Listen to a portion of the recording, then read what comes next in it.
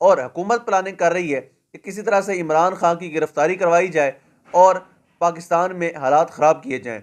और अगर इमरान खान की गिरफ्तारी होती है तो डेफिनेटली हालात बहुत ज़्यादा ख़राब हो जाएंगे।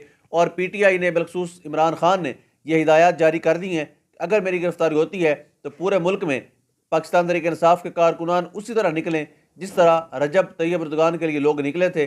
पहले भी इन्होंने जितने भी प्लानिंग की, जितनी भी कोशिशें की इमरान खान को गिराने की, मारने की, वो हमेशा अवाम ने ही नाकाम बनाई। और अवाम ही है जिसकी ताकत से, यानी अल्लाह और अल्लाह के रसूल के बाद अवाम की ताकत है जिन्होंने इस वक्त तक इमरान खान को इस सियासी मैदान में खड़ा रहने में हिम्मत दी है और उनका साथ देकर उनको मजबूत रखा है। वरना जिस तरह की इन्होंने कार्रवाई शुरू की थी तो ये कब के ही गिरफ्तार कर चुके होते, नहल ये पहले करवा चुके, गोलियां ये पहले चलवा चुके। यानी अल्लाह रब्बुल इज़्ज़त भी शायद को काम लेना चाहते हैं इमरान खान साहब से, इसलिए बार बार उनको भी अल्लाह रब्बुल इज़्ज़त एक मौका दे रहे हैं। अब देखते हैं